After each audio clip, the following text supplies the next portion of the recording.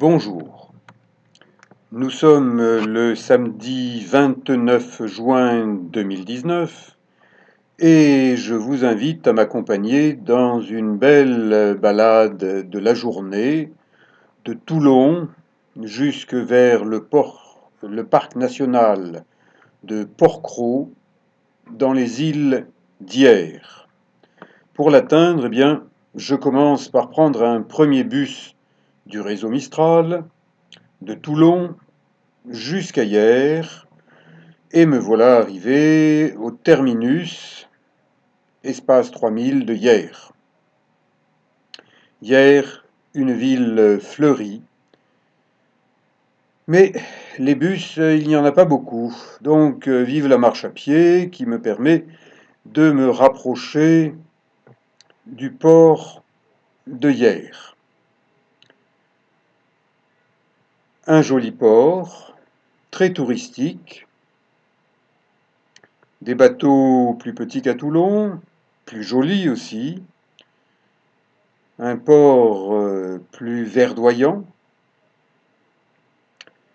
et c'est le lieu d'embarquement pour les îles d'Or. À partir de 8 heures du matin, et pratiquement toutes les heures, on trouve un bateau en direction des îles de Porquerolles et du Levant. Quand je suis dans un bateau, la première des choses que je fais, parce que j'ai beaucoup marché pour arriver là, c'est de me masser les pieds. C'est mon métier, je suis masseur kinésithérapeute, spécialisé en méthode Mézières, mais je pratique aussi sur moi, avant tout, le massage des pieds. Un bateau, ça pollue. Jadis, il y avait des galères, c'était peut-être moins polluant, mais le bagne de Toulon est fermé, et donc on part sur un joli bateau tout neuf. C'est le début de la saison, il n'y a presque personne. Une jolie traversée, et Porquerolles, l'île de Porquerolles, parc national, est en vue.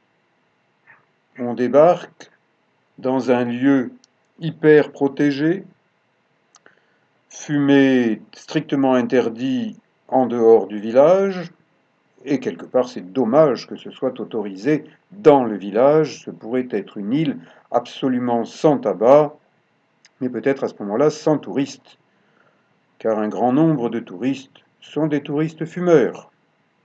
Si vous ne l'avez pas compris, je suis un non-fumeur qui aime marcher. Les sentiers de Porquerolles sont bien balisés, bien entretenus. On y marche facilement et on y rencontre, là, un petit scorpion qui se promène sur la statue de Saint-Joseph. Et comme tous les animaux de l'île de Porquerolles, qui est un parc national, ils sont protégés. Donc, si vous rencontrez un scorpion, photographiez-le, filmez-le, n'y touchez pas, il pourrait vous piquer. Je continue ma petite randonnée en suivant le sentier qui mène vers les plages du sud, ombragées par de jolis pins, mais attention, les pins, c'est inflammable, ça brûle, et c'est pour ça qu'il ne faut pas fumer. Mais il faudrait ne pas fumer sur toute la côte méditerranéenne. L'écologie n'en est pas encore là. Les premiers baigneurs arrivent sur les plages du sud. Je continue mon chemin en direction de la pointe sud, la pointe du Cognier, un endroit où le soleil cogne, comme en de nombreux endroits du Midi. Petit sentier ombragé, des branches basses. Il convient de se baisser pour ne pas s'assommer. Si vous vous assommez, c'est vous le responsable. Quelqu'un un jour m'a dit « l'arbre m'a frappé ». C'est le genre de personne qui ne voit pas la réalité et qui pense qu'il est la victime du monde entier. Ce sentier fait découvrir différents aspects de l'île, une zone anciennement habitée en cours de restauration et toujours ses pins avec les cigales de l'été, avec le bruit du vent, celui de la mer, et la découverte d'une belle calanque de la côte sud de Porquerolles.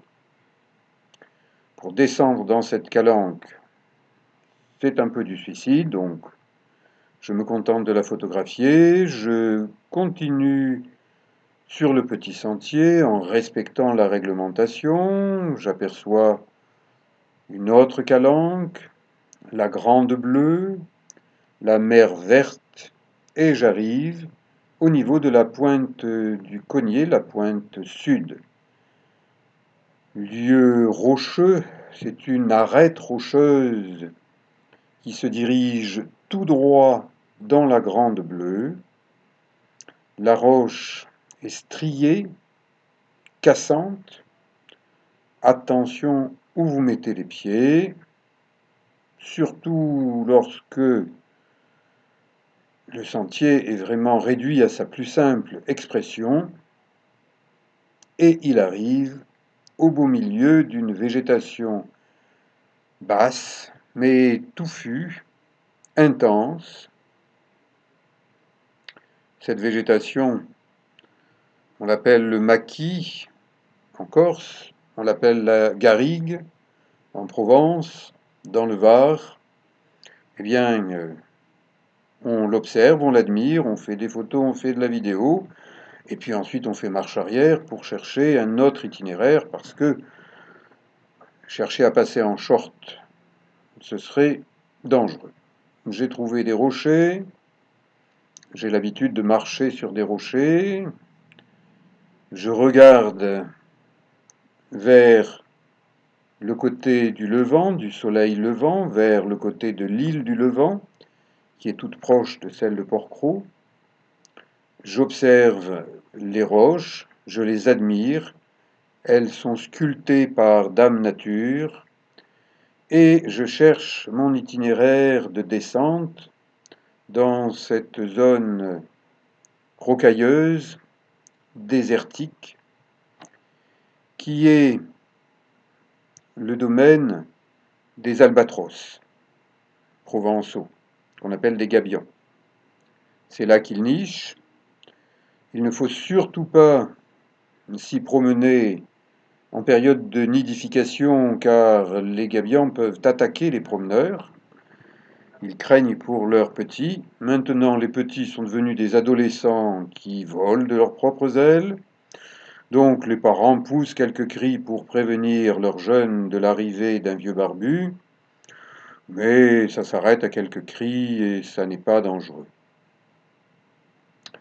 Je suis équipé en lycra, tout simplement parce que on m'a prévenu qu'il y avait en ce moment quelques méduses, des méduses qui piquent. Et d'ailleurs, dès que je me mets à l'eau, voilà Madame Pélagie, Mademoiselle Pélagie, voire Monsieur, ils sont urticants. Ils ont de longs filaments qui brûlent. Restez habillés, sauf sur l'île du Levant. Mais les jours où il y a beaucoup de méduses, eh bien, on voit les nudistes mettre un maillot pour protéger leurs bijoux de famille. Bien, je suis bien équipé, j'observe la mer, les fonds sous-marins. Je porte sur mon dos un sac étanche. J'ai mon petit barda, vêtements, chaussures, eau, vivres de course pour m'assurer une randonnée aquatique côtière, agréable, sans risque de panne. Si vous nagez longtemps, pensez que vous êtes comme une voiture et vous avez intérêt à faire le plein de nourriture, raisonnablement, et de boissons, sans alcool, avant de commencer à nager, et prévoyez pour votre nage, si elle va durer longtemps, c'est-à-dire plusieurs heures, plusieurs kilomètres de côte, eh bien prévoyez du ravitaillement, de l'eau douce et de quoi grignoter parce que vous êtes sur le parc national de Port-Cros et il est interdit de mordre des poissons. Et cette dorade sait qu'elle est protégée par la réglementation du parc national, donc vous pouvez l'approcher.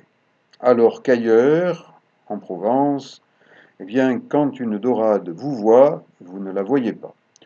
Ce mulet est bien tranquille.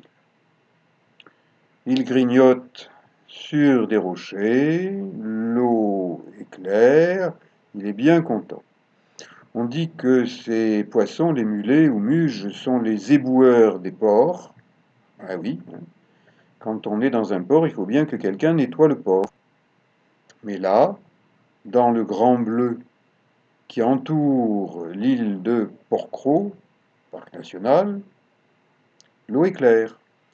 Encore une méduse et des rochers.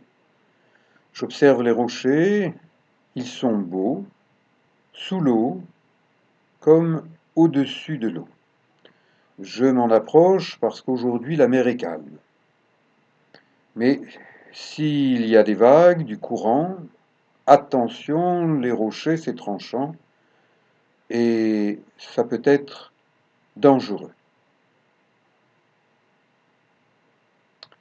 Tiens, tiens, tiens, deux jeunes gabians, des albatros de l'année, des oiseaux adolescents. Quand on les approche par la terre, ils ont peur et ils s'envolent. Là, je les approche tranquillement en nageant et ils se demandent qui je peux bien être avec mes grandes palmes qui ressemblent à leurs pieds palmés. Ils ne s'enfuient pas. Vous voyez que je suis vraiment très près. Nous nous observons. Qui observe le plus? L'homme ou l'oiseau? Eh bien, là, je crois que c'est l'oiseau, parce que l'un d'eux saute à la mer, il a l'air de me prendre pour son grand-père, sans doute parce que j'ai des palmes et un espèce de bec jaune, qu'on appelle un tuba, et il se met à me parler. Le problème, c'est que je ne parle pas le langage des albatros, même s'il m'arrive d'être bavard. Mais ça, c'est rare.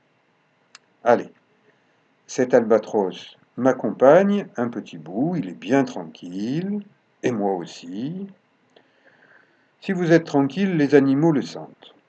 Si vous êtes agressif, les animaux le sentent et ils vous fuient, ou bien ils vous attaquent. Bon, celui-là commence à me coller au basket, enfin aux palmes. Donc, bon, c'est bien gentil, mais puisqu'il accélère, j'accélère pour le larguer, et il me faut bien une centaine de mètres pour arriver à être tranquille. Allez, bye bye Gabian. Un autre mulet, lui aussi bien tranquille. Si vous nagez tranquillement, au même rythme, vous avez une bonne chance d'approcher les poissons. Par contre, si vous accélérez, surtout si vous avez de grandes palmes comme les miennes, eh bien, les poissons ont peur de vous parce que vous nagez trop vite et ils s'enfuient. J'aperçois une grotte, je ne la connais pas, eh bien, je vais rentrer tranquillement. Qu'est-ce qu'il y a? Madame Pélagie, méduse urticante qui monte la garde. Je l'évite. Je n'y touche pas, elle est chez elle. Et je vais plus profondément dans cette grotte avec du rose au niveau de l'eau, avec des teintes plus sombres et un fond de grotte. Johnny Hallyday a chanté Noir c'est noir. Bon, demi-tour, vers la lumière. Et je nage toujours aussi tranquillement pour avoir le temps de voir et de filmer. Si vous filmez en nageant vite, c'est garanti, vos images ne seront pas bonnes. Donc, prenez le temps de regarder, prenez le temps de filmer. Ça y est, je retrouve la sortie, le soleil, l'eau plus claire. Je continue à observer. Vivre, c'est observer ce qu'il y a autour de nous, sentir, ressentir ce qu'il y a en nous aussi, et la nage côtière sur des kilomètres, sans se presser, en admirant ce qu'il y a à voir au-dessus de l'eau et sous l'eau, quelque chose de vraiment intéressant qui permet de vacancer en week-end ou pendant de plus grandes vacances en se faisant plaisir. Eh bien, je me fais plaisir en habitant le Var, Toulon, en y travaillant, et en ayant le mercredi jour de vacances, comme les écoliers, et le week-end, comme monsieur et madame tout le monde. Je sors maintenant de l'eau parce que elle était un peu fraîche quand même, et je filme des rochers aux couleurs argentées, aux formes tranchées, comme si un sculpteur, armé de son couteau, avait taillé ces roches de manière très fine et avait déposé des cristaux qui brillent, peut-être du mica, d'autres roches. L'île de Porquerolles est très riche sur un plan minéral. On y trouve des roches de formes et de couleurs différentes. En début de saison, mes pieds ne sont pas encore faits pour marcher sur ces rochers un peu pointus, mais c'est en marchant qu'on devient marcheur. Il paraît que certains politiques ont suivi cet exemple, mais on les voit peu marcher pieds nus sur ces rochers. On m'a dit que le président Macron avait visité Porquerolles en 2018, mais avec 3 bâtiments de la Marine nationale, et il n'est pas connu pour être un nageur en mer, puisqu'il s'est fait bâtir une piscine dans son fortin présidentiel de Brégançon, qui est pas très loin des îles d'Hyères. J'observe la côte et je me remets à l'eau.